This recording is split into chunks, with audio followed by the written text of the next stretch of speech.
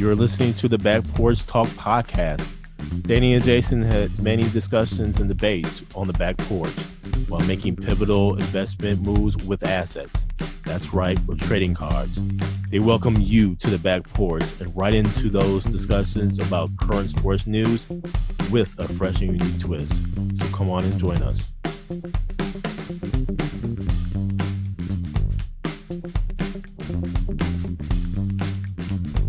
Welcome to the Back Porch Talk podcast. I'm your co-host Jason. This is your co-host Danny.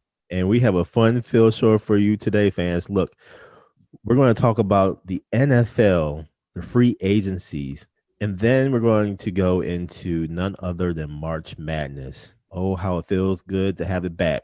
We're going to talk about our initial reactions to the Bucks trade, and then we have a very intriguing trading card scenario for you, college edition. But first to the NFL. This has been an outstanding free agent season. There's been some surprises. There's been some things expected. But, man, this has just been outstanding. I love the fact that the NFL decided to kind of switch things around and where now it begins with the free agencies. And then it will go into the likes of the NFL draft. In years past, it's been the complete reverse. This makes a little bit more sense, in my opinion.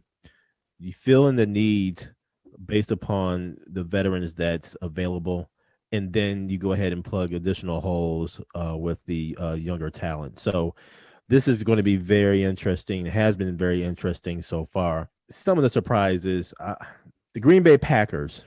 I am so elated that they have re-signed Aaron Jones. I think that was a very, very good move for two reasons. One, I believe it satisfies Aaron Rodgers. You got to keep him happy to some degree. And to have that offensive weapon, to have a running back that is agile, who can run in between the tackles. He can also catch a ball out of the backfield as well. So I think that bodes well for Aaron Rodgers. But two, we need that weapon because unless the Green Bay Packers get another speed receiver or some additional speed on the field, to me, Aaron Jones is it. Now, you do have MVS out there, and he's coming into his own. He's finally catching the ball on a consistent basis. It took him a while last season to get to that point. Hopefully that transitions into this particular year. But to have Aaron Jones, a consistent catcher of the football out of the backfield, I think bodes well.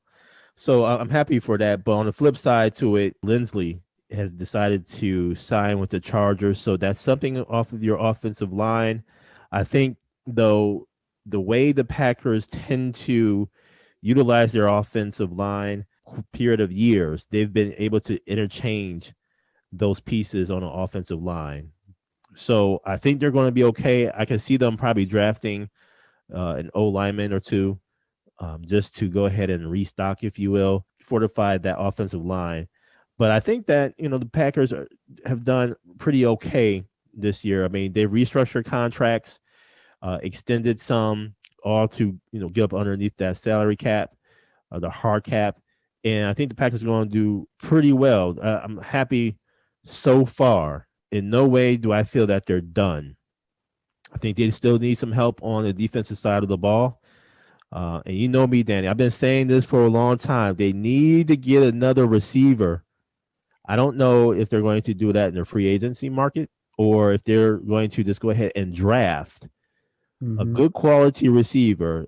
I'm not talking about no receiver in the 4th, 5th, 6th round. I'm talking about a good quality receiver within the top 2 rounds and be able to pay that receiver and have that receiver under that rookie deal for an extended period of time. So I think the Packers so far, so good.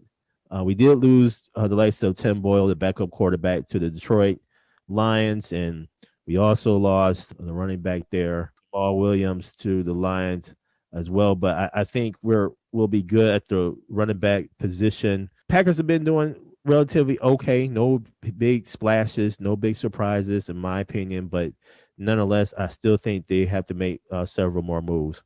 What say you, Danny? So a couple things, Jason. I'll start with my Falcons. We've been pretty quiet in free agency. There's been more restructuring deals to get under that cap, which you mentioned. One person in particular, Matt Ryan, had his deal restructured, which opened up approximately $21 million. But this is a big but. That means next year his cap number goes up to like over 40 million. So what that tells me is Matt Ryan's not going anywhere. And we're stuck with Matt Ryan for the next 2 years. So I am hoping that Arthur Smith and his scheme can benefit Matt Ryan because they're going to be stuck with him. And I'm curious now what they're going to do in the draft at that pick 4. If they're going to stay there and select a quarterback like everyone was thinking, or are they going to take someone different like a Pitts or Jamar Chase or someone like that, or the offensive lineman Sewell, or are they going to fall back and gather more picks? So I'm very curious now on their draft strategy. They did make one move. They made a trade for the tight end out of Buffalo, Lee Smith, and he's more of a blocker. So solidify with the blocking and the line, because you know the line has some issues last year.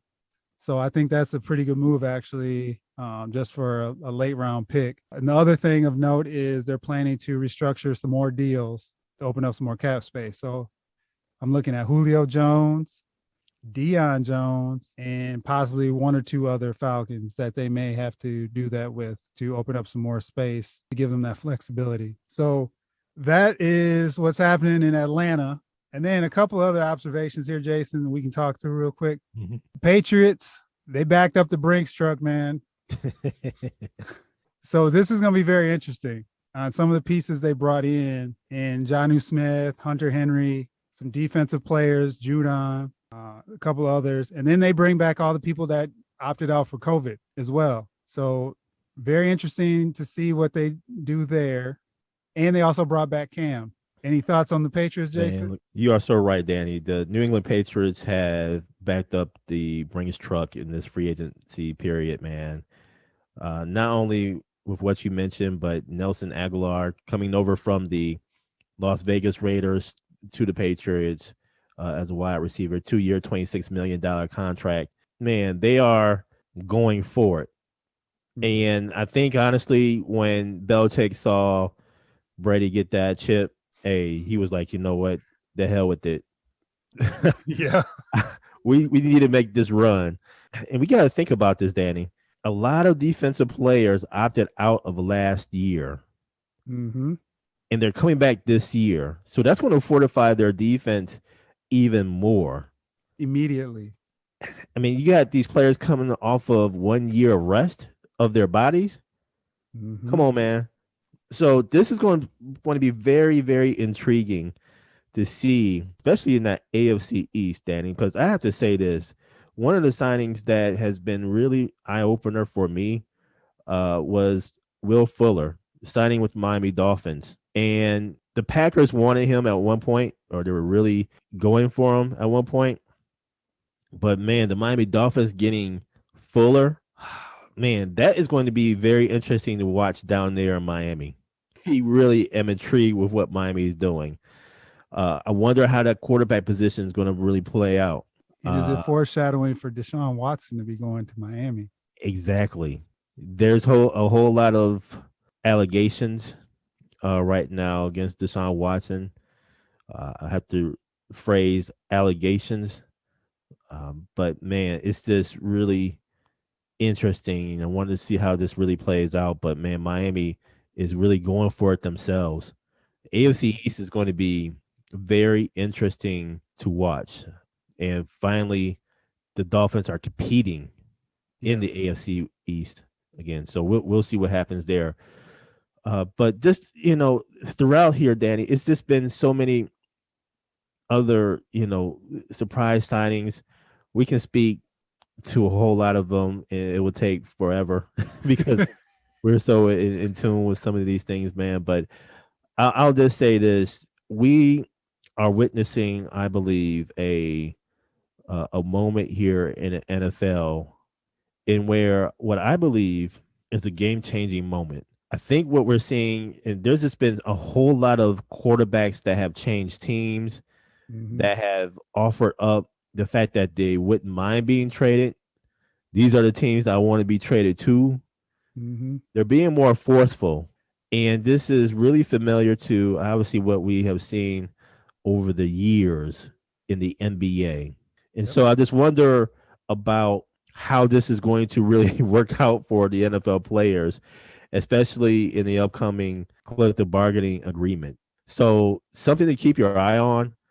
But I think we are witnessing a moment here in the NFL in where it's starting to kind of be like just a little bit like the NBA, how the star players in the NBA sometimes forces themselves out of a situation or out of an organization to another one, and the organization really obliges to it. So we'll see what happens. But man, this is a great free agency period. Can't wait for more to see. And now, a quick discussion about our Milwaukee Bucks and where they have made a trade.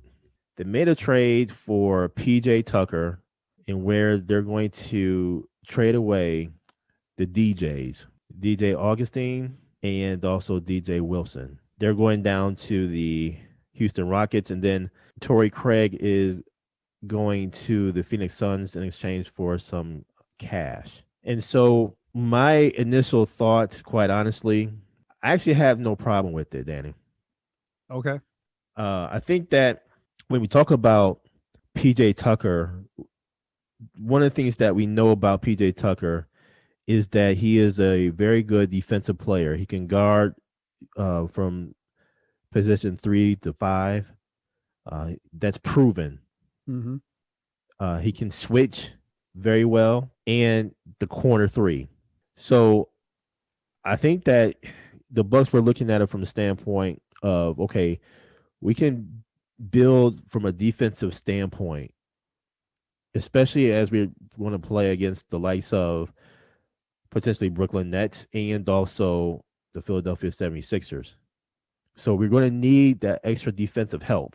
DJ Wilson wasn't even playing for the Bucks, in my opinion. Unfortunately, I think he got done wrong, in my opinion, in his career here with the Milwaukee Bucks. I've seen flashes of good play when he played consistently, and next thing you know, when that would happen, he wouldn't play for a number of games.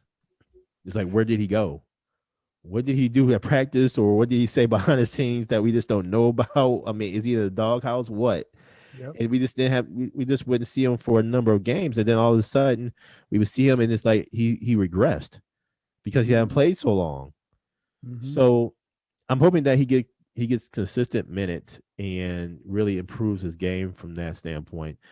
And so with DJ Augustine, one of the surprising things of his contract that he signed, it was actually for this year about $6.6 million, and then next year would have been $7 million. When you think about that, getting that off the books now, I think that really frees up the Milwaukee Bucks. I mean, we're looking at not only DJ Augustine's contract, but DJ Wilson's contract as well. I mean, this year he was getting paid $4.5 million. When you think about it, it's kind of like, okay, well, now we have the opportunity to come up underneath the cap just a little bit. We have the opportunity to maybe sign players at a veterans minimum and, make this playoff run. Yep. I think DJ Augustine was coming into his own with the team. He started, in my opinion, really starting to play pretty well coming off the bench. And I think what Coach Bud will do is shrink his roster a little bit in the playoff and have the likes of Giannis continue to bring the ball up, Middleton, of course, Drew, maybe Dante bring the ball up at times. So I think he's looking at that a little bit more to really get some additional defensive help, especially with all the switching that they're trying to do. So interesting trade, Danny. What about you? How are your thoughts? Jason, I'm torn a little bit on the trade. PJ Tucker's older, so I'm very curious how much he has left in the tank when the Bucks get to the playoffs. How much does PJ Tucker have in the tank? If this was when he was like 31, 32, I think it's a good deal. Right now, I'm back and forth on it, man, because I think over the last couple of years, man, he's had to play a lot of minutes and a lot of minutes against some big players because they had him there small ball. So I'm worried that he's going to wear down. I think they still need, man, George Hill would be perfect for him. Yes. I think Yes. if and we talked about this way back in the day. That was one of the things I brought up when he went to Oklahoma City initially when they traded him was, will he get bought out and get brought back? Mm-hmm. So if you can get someone back like that, then I guess I can be all right with the trade from their perspective. I need to see what else they have planned. Trading deadline is next Thursday. That they can something still may happen. So I want to see what else they do to fill the roster, or if they're going to make a move, and then I'll have my decision made for me.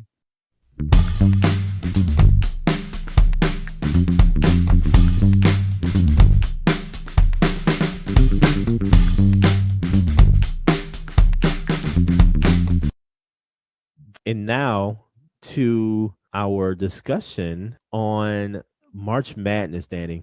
It is finally here. Man, we missed out last year with the COVID situation just starting at that point in time. And we are now here.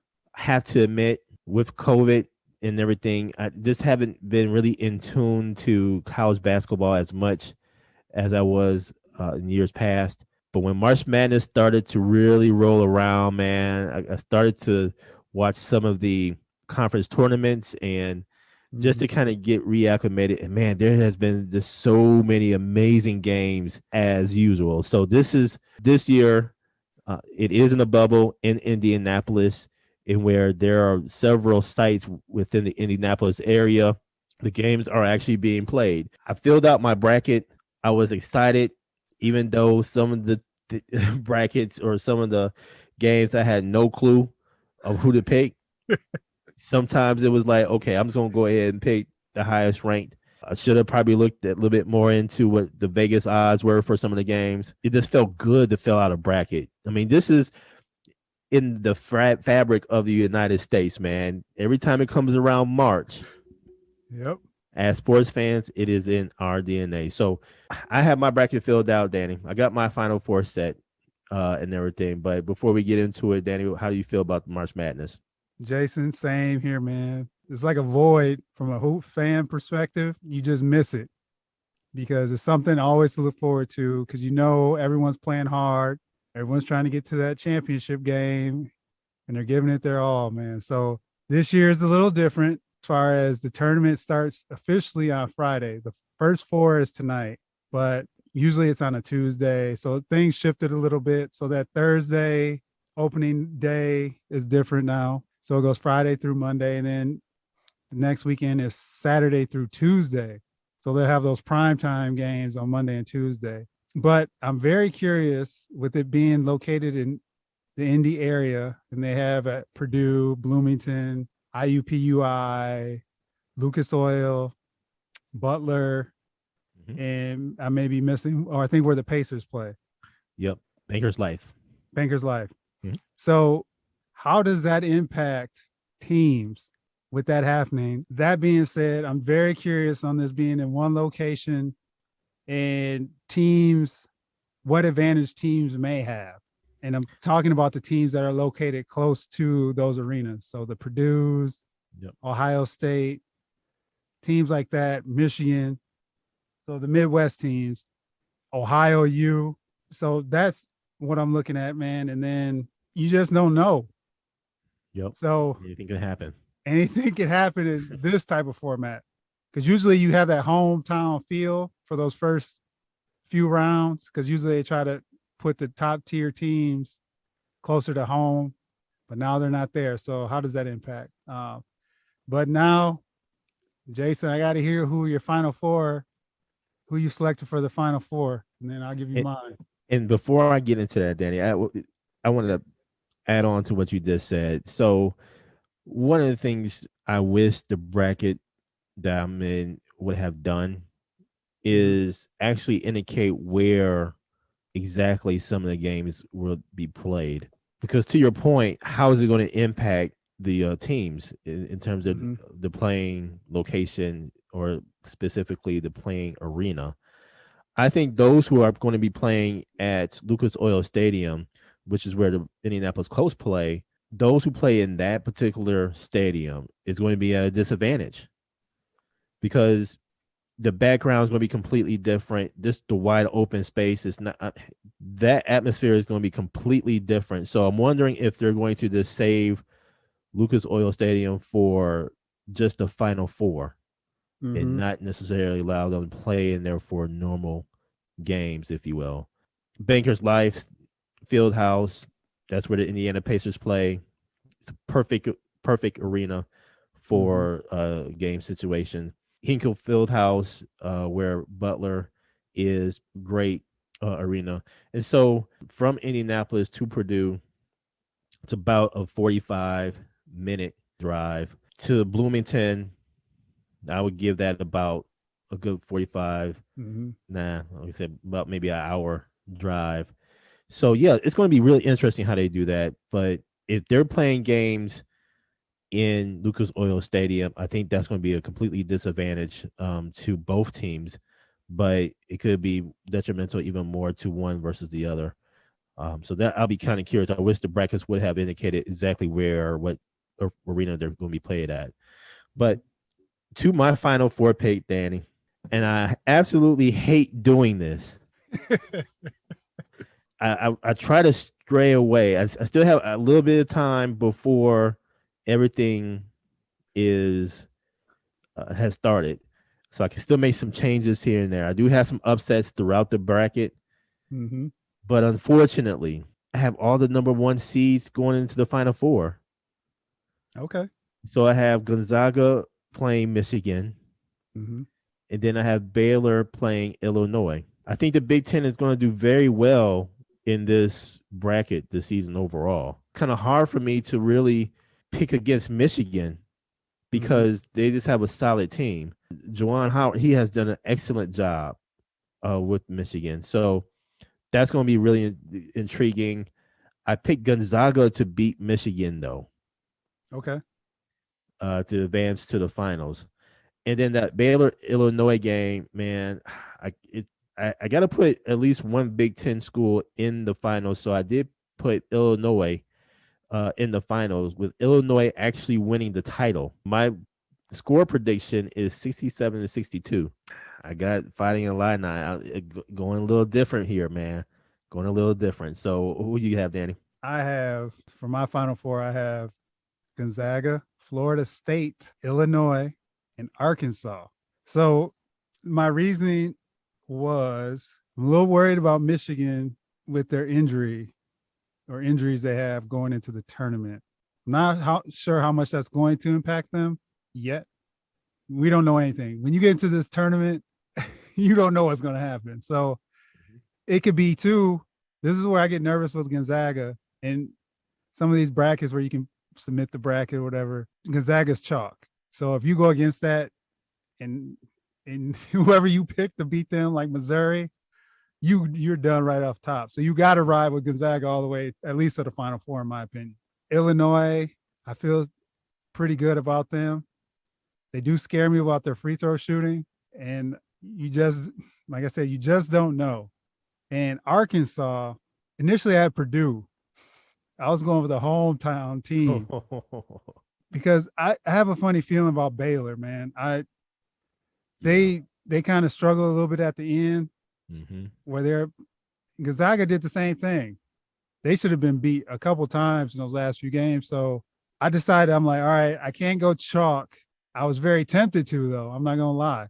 So I was like, let me just switch it up and see. In Florida State, I like Leonard Hamilton. Yep. They've been close a couple times, and I think this may be their opportunity here to take advantage. That being said, I'm taking the same as you. I took Illinois to win it. No lie. And the only reason I do that is, and I do this every year, is I always want to pick, I'm going to ride with the number one team, the number one seeded team. And we will see, man. Gonzaga hasn't been, we'll see what happens with Gonzaga if they get under some pressure. I'm very excited to sit down and watch some ball this weekend. And Danny, I think one of the upsets, it's interesting you mentioned Florida State. One of the upsets that I had in the very first round was Georgetown actually over Colorado. So that 5-12 seed. And I picked Georgetown to advance to play against Florida State.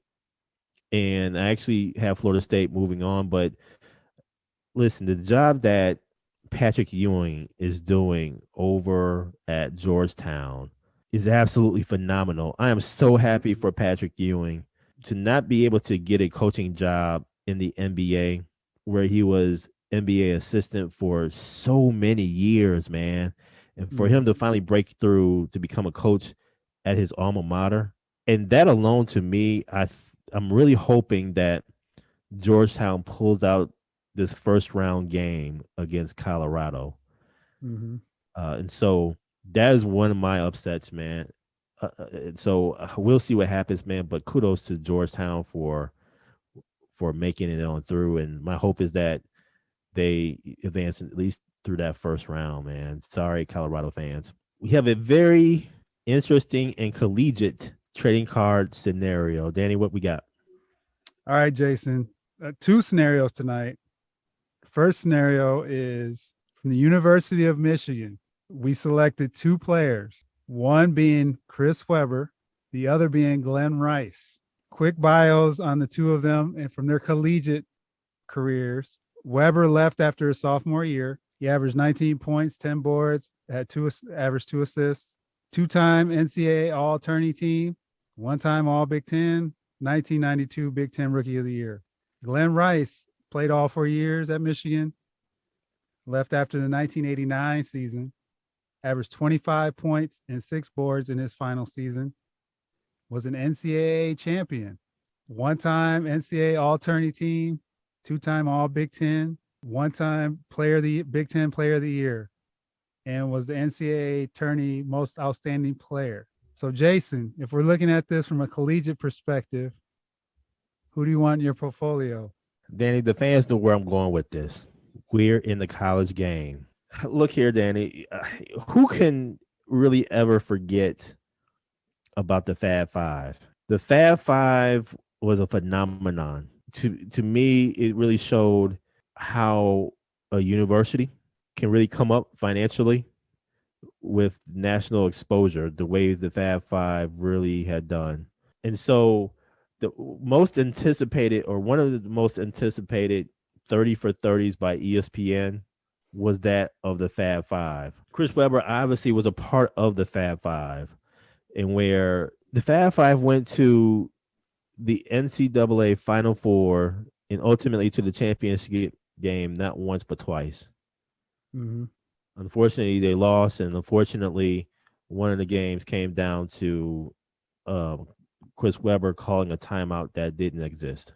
Huge controversy, still controversial to this day. Controversy, if you will, surrounding Chris Webber and things of that nature with the University of Michigan, et cetera, et cetera. I won't go into the details. You all seen the 30 for 30. The long shorts, like you said, the black socks, the on the court enthusiasm.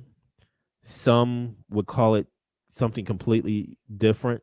A lot of the announcers really went in on the Fab Five and just their joy of being on the court, just their whole moxie, their whole swag on the court, right? And so, man, it started with the Fab Five. I mean, Chris Webber was absolutely phenomenal, man. You talk about a center dominating down low. And then you have Glen Rice. Man, Glen Rice was phenomenal, man.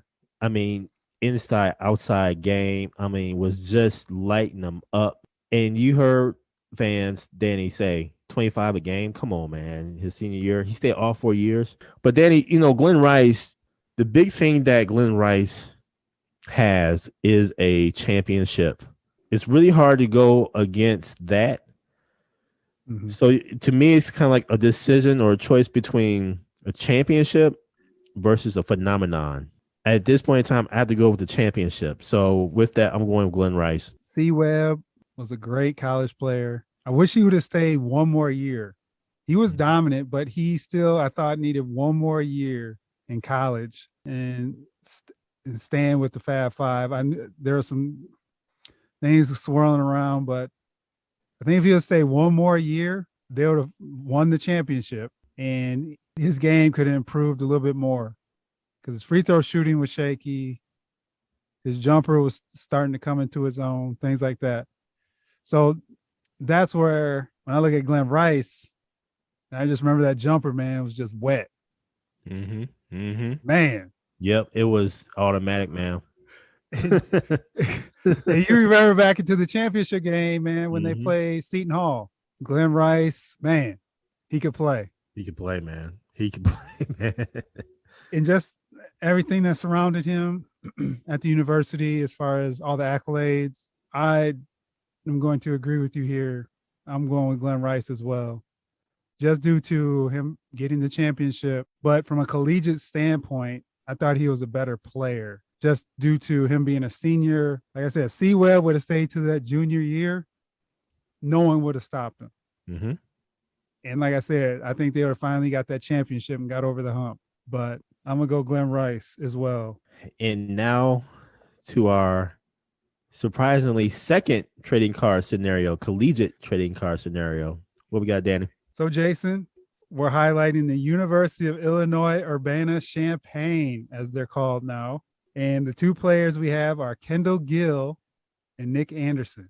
So quick bios. Kendall Gill played all 4 seasons with the Fighting Illini, left after the 90 season. In that last season, he averaged 20 points, 5 boards, and 3 assists. And he was all Big Ten in 1990. Nick Anderson left after the 1989 season after his sophomore year. And he averaged in that year 18 points, 7 boards, and 2 assists. He was also all Big Ten in 1989. So, Jason, who you taking? Man, this was a tough one because I'm looking at Kendall Gill's stats here, and I'm just thinking about that era and where it was for him mid to late 80s. And looking at his stats, one of the blaring things for me is Kendall Gill shot like 46% from the 3-point line, man. Mm-hmm. His junior year. And that's off of like 3.5 attempts a game versus that of Nick Anderson, where we've known Nick Anderson to really shoot lights out from the 3 in the NBA, but in college, he shot best at 36%. So that was just interesting. But man, this was a tough one. To me, this is kind of one of those where you kind of almost flip the coin. But in my portfolio, I would have to go with Nick Anderson. The reason why I would do that is because Nick Anderson, in his translation into the NBA, a recognizable name, he ultimately went to the NBA Finals with Shaq and Penny with that team, and I really believe him leaving after 2 years with the Fighting Illini. I think that name recognition really bodes well. But Kendall Gill and that team in the Fighting Illini, those 4 years, they were good. Yes, they were. They were good, man. So, but with this, for my portfolio, I have to go with Nick Anderson. All right, Jason. The nickname was the Flying Illini from back in the day, if you remember that, when it was Kendall Gill, Nick Anderson, Kenny Battle, Stephen Bardo. That's the top 4 players. And we did consider Kenny Battle in this as well, because Kenny Battle could hoop as well. So it was. Yes. So he was in strong consideration for this topic of discussion. But looking at the run they made, and by the way, guess who knocked them out of the Final Four in 1989? The Michigan Wolverines.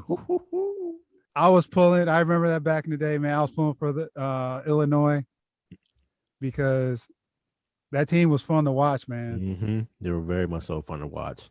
They're a great team, and it was unfortunate they ended up losing similar to how the Illinois lost when they had D. Brown and Darren Williams. So there's always something about the Illini, and that's where I'm hoping they do something this year for my bracket purposes as well. But there's always something special about the Illini for whatever reason. And in this scenario, I think I'm gonna have to go with Nick Anderson as well, just due to even he left as a sophomore and his numbers were great. He led that team as a sophomore and it translated well going into the NBA. Kendall Gill had a great career. The one thing from a collegiate perspective, he did get hurt. So that impacted the number of games he played. That was his, I believe, junior year. He got hurt. We both went Glen Rice and Nick Anderson, Jason. But in these scenarios, they're definitely very close. It's like 1A, 1B. Mm-hmm. So it was very tough as well for me to make that decision, but I'm going to ride with what you had here and go with Nick Anderson. There you have it. Thank you for joining us at Back Porch Talk Podcast. You can also join us on Twitter by tweeting us at @back_podcast. For more information, you can go to our website, which is backporchtalkpodcast.com. You can also email us at backporchtalkpodcast@gmail.com. Again, thank you for joining us, and remember that there's enough hate in the world, so go ahead and spread a little love.